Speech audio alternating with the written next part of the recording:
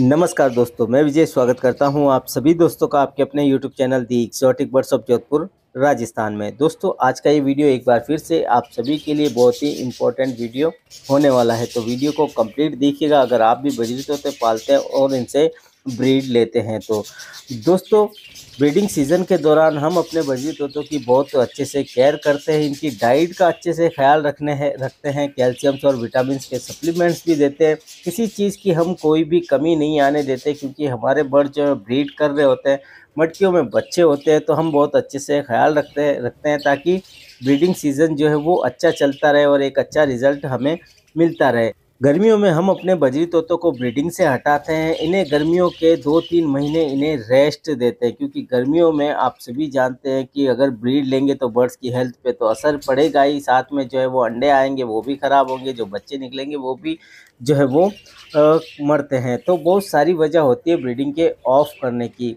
और एक और इम्पोर्टेंट वजह होती है कि हमारे बर्ड्स जो है वो लगातार जो है वो ब्रीडिंग करते रहते हैं, 3 से 4 बारी अंडे बच्चे देते हैं, तो हमें इन्हें रेस्ट पर लाना भी ज़रूरी होता है ताकि बर्ड्स की हेल्थ अच्छी बनी रहे। अगर किसी प्रकार की कोई बर्ड्स में कमी हुई है, क्योंकि आप सभी जानते हैं कि मादा कंटिन्यू अंडे देती है, मेल जो है वो बच्चों को पालता है, तो कहीं ना कहीं इनकी हेल्थ पर भी असर पड़ता है। तो हम इन्हें रेस्ट पर लेकर आते हैं ताकि नेक्स्ट सीज़न में जब ये दोबारा ब्रीड करें तो एक रिफ्रेश होकर एक अच्छा जो है वो ब्रीडिंग रिजल्ट हमें दे। तो इस ब्रीडिंग सीज़न ऑफ के दौरान हमें किन किन बातों का ख्याल रखना है, हमें कौन सी वो गलती नहीं करनी है जिससे कि हमारे बजरी तोतों की हेल्थ ख़राब हो और गर्मी में हमारे बजरी तोते एक्सपायर हो।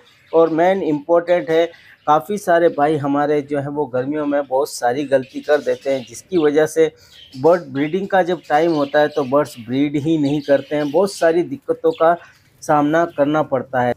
तो जिस तरह से हम ब्रीडिंग सीज़न के दौरान अपने बजरी तोतों की देखभाल करते हैं, जैसा कि हम अच्छी डाइट देते हैं, अलग अलग तरह के सॉफ्ट फूड देते हैं, जो कि हमारे बजरी तोतों के लिए बहुत ही ज़रूरी होता है। सॉफ्ट फूड के ज़रिए काफ़ी सारे पोषक तत्व हमारे बजरी तोतों को मिल जाते हैं, जिससे उनकी हेल्थ अच्छी बनी रहती है। और सॉफ्ट फूड हमारे बर्ड्स बहुत अच्छे से खाते हैं, बहुत जल्दी खाते हैं, खाने में ज़्यादा मेहनत नहीं लगती है, तो दबाकर खाते हैं और अपने बच्चों को भी भर भर कर खिलाते हैं, चाहे उनकी मटकी में कितने भी बच्चे हों।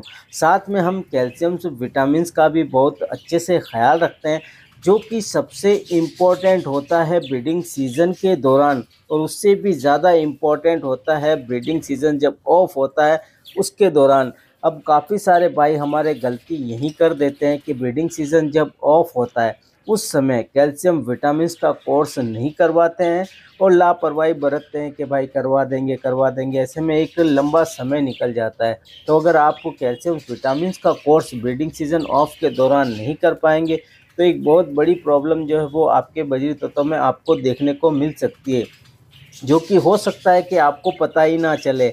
आपको अपना बर्ड्स बिल्कुल फिट लगेगा, एक्टिव लगेगा, फ्लाई करता हुआ रहेगा, लेकिन उसमें एक प्रॉब्लम आ जाएगी जिसका असर सीधा सीधा जब ब्रीडिंग सीज़न स्टार्ट होगा उस समय आपको देखने को मिलेगा, और आप समझ ही नहीं पाएंगे कि मेरे बजरी तोतों को आखिर हुआ क्या है, ये क्रॉस क्यों नहीं कर पा रहा है, ये जो है वो अंडे आ रहे हैं तो वो इनफर्टाइल क्यों आ रहे हैं। तो सबसे पहले देखिए, ब्रीडिंग सीज़न जब ऑफ होता है, जब आप अपने बजरी तोतों को ब्रीडिंग से हटा देते हैं, तो आपको इनकी डाइट में किसी तरह की कोई कमी नहीं होने देनी है।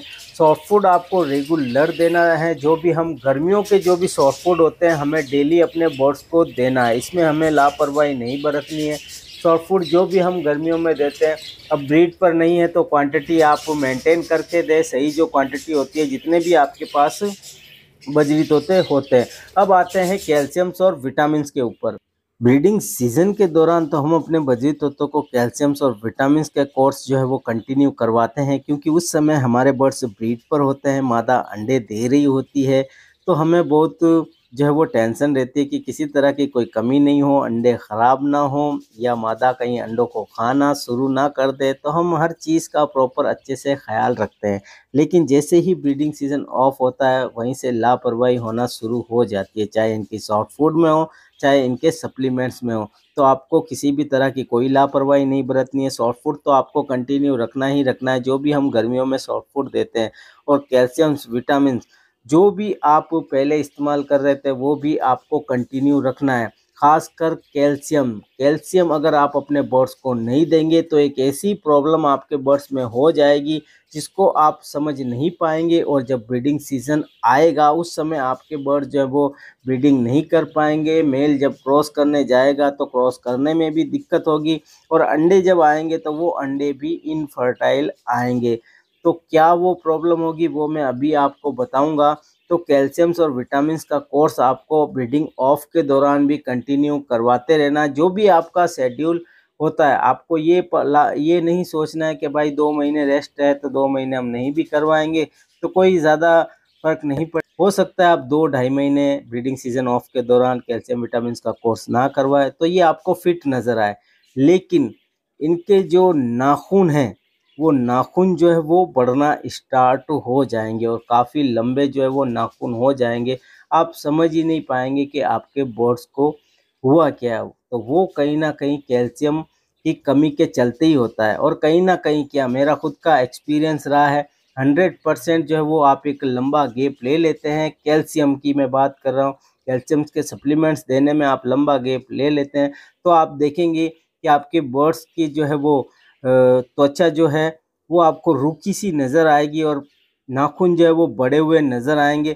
और हो सकता है चोंच भी बढ़ना शुरू हो जाए। हालांकि चोंच का बढ़ना थोड़ा रेयर केस होता है, बहुत लंबा आप गैप ले लेते हैं तो हो सकता है उस कंडीशन में चोंच बढ़ जाए, लेकिन नाखून जो है वो बढ़ेंगे ही बढ़ेंगे। अब नाखून जब बढ़ जाएंगे तो प्रॉब्लम क्या होगी, आप देखेंगे कि आपका बजरी तोता जिसके भी नाखून बड़े हो, आप ये नोट भी कर लें, अगर आपको नहीं पता चलता है नाखून बड़े हुए हैं तो वो क्या एक्टिविटी होगी। नाखून जब बड़े हुए होते हैं तो बर्ड जब जाली को पकड़ता है, तो जाली को जब पकड़ता है तो उसे छुड़ाने में उसे बहुत दिक्कत होती है। तो अगर कोई बर्ड जाली से अपने आप को छुड़ाने में उसे दिक्कत हो रही तो आप समझ जाएं कि उसके नाखून जो है वो बड़े हो गए। उसके बाद अगर मेल जो है वो बड़े हुए, जिस मेल के भी नाखून है वो अगर क्रॉस करने जाएगा तो क्रॉस वो प्रॉपर तरीके से नहीं जाएगा। वो जैसे ही क्रॉस करने जाएगा हो सकता है कि मादा जो है वो हट जाए, या वो क्रॉस करने की कोशिश भी करे तो वो प्रॉपर उससे क्रॉसिंग नहीं हो पाएगी, जिससे कि अंडे जो हैं वो इनफर्टाइल आएंगे। काफ़ी सारे भाइयों का सवाल होता है कि अंडे इनफर्टाइल आ रहे हैं, तो ये अंडे इनफर्टाइल आने में भी ये एक बहुत बड़ी वजह होती है। तो अगर अंडे इनफर्टाइल कंटिन्यू आ रहे हैं तो आप अपने मेल की जो भी बजरी तोता मेल है उसके नाखून चेक कर लें। अगर नाखून बड़े हुए हैं तो आप नाखून को सावधानी के साथ बहुत अच्छे से काट लें। तो कैल्शियम विटामिन्स का आपको कोर्स करवानी है। मैं बता रहा हूँ कैल्शियम बहुत इम्पोर्टेंट है। बाकी सारी चीज़ें जो आप केज में रखते हैं वो भी आप ब्रीडिंग सीजन ऑफ के दौरान जो है वो लगा रहने दें और सॉफ्ट फूड कंटिन्यू रखें। कैल्शियम विटामिन जो भी आप देते हैं वो देते रहें। मैं जो देता हूँ वो मैंने आपको बता ही दिया, एक बार फिर से बता देता हूँ। मैं कालविट में कैल्शियम का इस्तेमाल करता हूँ और विटामिन्स में मैं A to Z देता हूँ। दोनों ही जो है वो सप्लीमेंट्स जो है वो आपको ह्यूमन मेडिकल पे मिल जाते हैं, जहाँ इंसानों की मेडिकल पे मिलती है। दोनों का ही जो वो डोज होता है वो 1 लीटर पानी में 5 ml। 3 से 4 दिन पहले आप कैल्शियम का कोर्स करवा दें, उसके 1-2 दिन बाद का आप अंतराल ले लें, फिर आप विटामिन्स का कोर्स करवा दें। इस तरीके से आप कोर्स करवा सकते हैं। तो उम्मीद करता हूं दोस्तों आज का ये वीडियो आपको पसंद आया होगा। वीडियो अगर आपको अच्छा लगे तो वीडियो को लाइक ज़रूर कीजिएगा, कमेंट्स कीजिएगा और चैनल को भी सब्सक्राइब जरूर कर लीजिएगा। तो इजाज़त दीजिए, मिलते हैं बहुत जल्द एक और नए वीडियो नए टॉपिक के साथ।